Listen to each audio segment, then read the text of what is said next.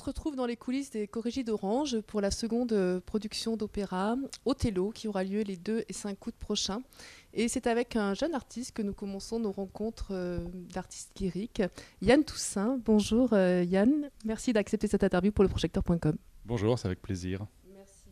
Merci. Yann, vous êtes un jeune artiste, permettez-moi de le dire, mais je pense qu'on peut encore le dire, baryton, et vous êtes aujourd'hui, dans le cadre des répétitions d'Othello au Corrigis d'Orange. Première fois que vous venez au Corrigis d'Orange, que ressentez-vous concernant ces débuts sur la scène du Théâtre Antique d'Orange ? Première fois au Corrigis d'Orange, oui, en tant que chanteur, pas première fois en tant que spectateur. Et justement, le sentiment est vraiment très fort et très particulier, parce que j'ai été spectateur des Corrigis pendant longtemps, et je suis venu ici même pour la première fois il y a exactement 20 ans. Voilà, c'était été 94, donc 20 ans après, c'est un sentiment très particulier de se retrouver de l'autre côté sur scène. Donc une certaine appréhension, mais en même temps beaucoup de plaisir, beaucoup d'impatience et de motivation. C'est quelque chose que vous aurez pu imaginer lorsque vous étiez spectateur, d'être sur la scène ? Imaginer, non. Espérer, oui. On va dire ça. Imaginer, non, parce qu'on ne sait pas, on ne sait jamais quand on commence, quand on a 18 ans, quand on commence à prendre des cours de chant, où est-ce que ça va nous mener. Voilà, on espère le plus loin possible. On fait en tout cas tous les efforts possibles et imaginables pour ça. Voilà, donc oui, on espère bien sûr. Enfin, moi j'ai espéré. Après, on ne sait pas du tout la manière dont ça va se dérouler, comment la voix va se développer, vers quel répertoire, quel rôle, les rencontres qu'on va faire, etc. Alors comment cela s'est dévoilé de s'apercevoir concernant votre voix que vous étiez plutôt baryton ? Depuis vraiment assez petit, j'ai beaucoup écouté d'opéra. Le premier opéra que j'ai écouté, c'était Carmen quand j'avais 7 ans. Et bien sûr, donc avec une voix d'enfant, à 7 ans, on ne sait pas quand même, mais il y a une affinité qui se fait plutôt avec tel type de personnage plutôt que tel autre. Voilà, et après la mue, on s'aperçoit assez rapidement où on se sent dans la zone de confort. Voilà, où est-ce que la voix peut aller éventuellement en travaillant, où est-ce que la voix pourra pas aller. Voilà, bon, après il y a les rencontres avec les professeurs et tout ça. Alors, vous parliez que vous avez écouté votre premier opéra à 7 ans. Comment on réagit C'est vrai qu'on a du mal à imaginer un petit bout de 7 ans écouter un opéra avec toute une analyse symphonique et lyrique. Comment ça s'est passé si vous avez la possibilité de l'exprimer encore ? Je sais que ça a été vraiment un choc et une découverte assez naturelle, puisque mes parents m'ont pas obligé à écouter Carmen. J'ai pas eu d'éducation musicale avant 7 ans, vraiment, je dirais, forcée ou incitée vraiment vers la musique dite classique. Il se trouve que quand j'avais 7 ans, donc c'est à peu près la période où était sorti le film Carmen de Francesco Rossi avec Placido Domingo, Ruggero Raimondi et Julia Miganes. Et ma mère était allée voir ce film et avait acheté le disque vinyle. Voilà, et il l'écoutait, mais parmi d'autres choses, de la variété aussi. Et moi, ça m'a particulièrement plu. Dès qu'il y avait le disque, je chantais tout en même temps que le disque. Donc, il y a une vraie affinité qui s'est faite là tout de suite. Voilà, ça a été vraiment assez naturel. Alors, cette affinité qui vous a suivi tout au long de votre adolescence et tout au long de cette jeune carrière que vous débutez, puisque vous avez été promu dans différents instituts et notamment dernièrement vous avez été lauréat d'un concours de centre de promotion français lyrique. C'est des choses pour vous qui sont impulsives dans l'évolution de votre carrière, à chaque fois essayer d'obtenir plus et d'avoir plus d'exigences en fonction de vous-même ? Oui, je crois, mais je crois que dès qu'on touche à un métier artistique, l'exigence est de mise. et encore plus un métier en contact avec le public où chaque soir je ne sais pas qu'on rejoue tout, mais on ne remet pas tout à zéro. On vient sur scène avec notre bagage, notre acquis, mais tout est à faire. Voilà, c'est pas comme c'est pas comme un réalisateur de film ou je sais pas, un peintre. Même si les grands peintres disent que leur toile n'est jamais achevée, on peut toujours rajouter quelque chose. Voilà, il y a quand même. Voilà, nous, on a tout à refaire à chaque fois. Donc, l'exigence, oui. Et par rapport aux institutions dont vous parlez, ben, je pense que c'est vraiment assez naturel d'être attiré par des institutions qui peuvent nous apporter un certain bagage, une certaine expérience. Moi, je suis passé par le Conservatoire de Paris, Conservatoire national supérieur de Paris, voilà, qui est la partie études proprement dite, mais les choses sérieuses, entre guillemets, commencent après. Et c'est vrai que la chance d'avoir été lauréat au concours organisé par le Centre français de promotion lyrique sur la tournée du Voyage à Reims de Rossini qui a duré 2 ans, ça a été une expérience richissime et une chance extraordinaire. Pendant 2 ans, on a eu presque, je ne sais plus le nombre précis, mais presque 50 représentations dans les principaux théâtres de France. Donc voilà, pour des jeunes chanteurs, c'est une occasion vraiment inespéré de se confronter à la réalité du milieu et du travail de chant, de scène. Alors aujourd'hui, vous êtes avec les plus grands interprètes de la scène lyrique pour Othello. Quel est le ressenti et quelles sont vos influences par rapport à cela ? Ben, c'est extrêmement impressionnant. Bien sûr, parce que voilà, depuis assez jeune, Roberto Alagna, c'est limite une légende. Et voilà, donc là, lui donner même un court instant la réplique, c'est vraiment de l'ordre du rêve. Ce n'est pas la première fois, puisque vous étiez aussi à l'Opéra d'Avignon pour Le Dernier Jour d'un condamné, la création justement des frères Alagna, donc ça se reproduit à chaque fois. Le rêve continue, mais le rêve est sans fin. Mais non, ce qui est très impressionnant de côtoyer des artistes de ce niveau-là, c'est de voir justement le degré d'exigence qu'ils ont. Et voilà, on voit bien que rien n'est laissé au hasard, qu'il y a un travail énorme, qu'il y a une énorme précision, et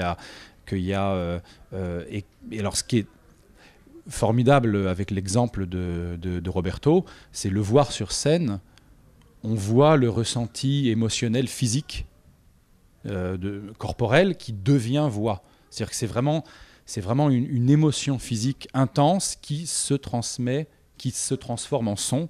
Voilà, mais le son de la voix n'est que l'aboutissement de tout le travail émotionnel qui est derrière. Et c'était déjà le cas de manière vraiment frappante dans Le Dernier Jour d'un condamné, parce que l'histoire est vraiment terrible et nous interpelle. Ce qui est incroyable, c'est que ça nous interpelle encore à l'heure actuelle. C'est toute cette problématique autour de la peine de mort. Même si la peine de mort a été abolie en France, c'est bien sûr pas le cas partout dans le monde. Et ça nous touche vraiment au plus près. Et voilà, et de voir Roberto là-dedans, c'était vraiment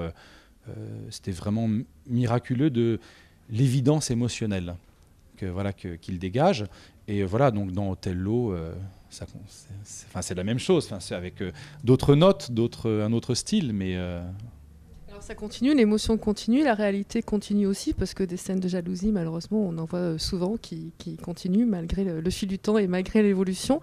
Vous, ça vous évoque quoi, ces interprétations-là ? Vous représentez un Araldo, donc vous avez une très petite interprétation, mais une forte présence scénique. Quelles sont vos émotions que vous ressentez sur la scène ? Le rôle de l'Araldo, le héros, donc annonce la venue des ambassadeurs de Chypre. Les ambassadeurs de Venise qui viennent à Chypre. Bon, il n'y a pas de... il n'y a pas d'émotion particulière par rapport au rôle. Je pense que le personnage n'a pas de ressenti par rapport à ce qu'il dit. Il l'annonce. Voilà. C'est juste personnellement, savoir qu'on est une petite pierre dans l'édifice Othello conçu par Giuseppe Verdi, voilà, qui... Et dans l'œuvre globale, est-ce que vous ressentez des émotions particulières en écoutant la musique, en regardant la mise en scène, l'interprétation de chacun? Bien sûr, mais là c'est plus en tant que... dans un opéra, on est à la fois acteur et spectateur pour les parties où on ne chante pas. Alors là, bon, en tout cas, c'est des actes entiers que je peux écouter. Bien sûr, on est très... et on est... ce qui est amusant, c'est que même avec un rôle bref, comme celui du Haraldo, du héros, on sent sa responsabilité quand même. Donc, même quand on assiste à l'acte 1, moi j'interviens au début de l'acte 3, mais en écoutant les actes 1, 2, même si on n'est pas là, même si on n'a rien à y dire, on ressent encore plus l'émotion des personnages parce qu'on est impliqué dans l'histoire que quand on est simple spectateur. Alors, on parle des interprètes. Raymond Dufaux signifiait que sur cette production, l'ensemble, enfin quasiment l'ensemble des interprètes étaient français. Est-ce que vous, en tant que jeune artiste lyrique venant lauréat en plus également du Centre de promotion lyrique français, est-ce que cela vous touche? Touche, je ne sais pas si c'est le bon mot, mais ça m'interpelle. Oui, oui. Bien sûr, il y a vraiment un enjeu vraiment très très important. Je parle de l'enjeu de la culture en France. L'exception culturelle française, on le voit avec toutes les manifestations des intermittents encore à l'heure actuelle. C'est vraiment quelque chose d'extrêmement important et qu'il faut préserver. S'il n'y avait pas eu pendant des années l'exception culturelle française, il n'aurait pas pu y avoir ce développement artistique aussi fort. Et je crois que oui, c'est très difficile de pas se sentir concerné par ça quand on est artiste. Et il faudrait que l'ensemble des... Bien sûr, les spectateurs habituels de l'opéra sont sensibilisés à la question. Mais c'est vraiment très important, je pense, pour un pays, même s'il y a des difficultés évidentes, manifestes, de maintenir quand même un niveau culturel important. Je pense qu'il y va de l'essence d'un pays, l'essence d'un peuple. Alors vous, en plus, c'est vrai que vous êtes une des futures générations des grandes stars lyriques françaises notamment. Donc en même temps, vous défendez cette promotion lyrique, artistique.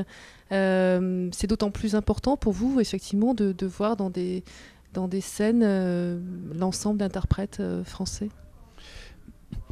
Pas d'ensemble, pas la totalité nécessaire. Je veux dire, l'ouverture, c'est la défense de la culture française. Voilà, tout à fait. La défense de la culture française, déjà la défense du patrimoine culturel français, des œuvres des compositeurs français, de la création, comme ça a été le cas à Avignon avec Le Dernier jour d'un condamné, de David Alagna. Donc, je pense pas que... j'ai pas de prétention politique, hein, loin de là, mais bon, on réfléchit quand même à toutes ces choses-là.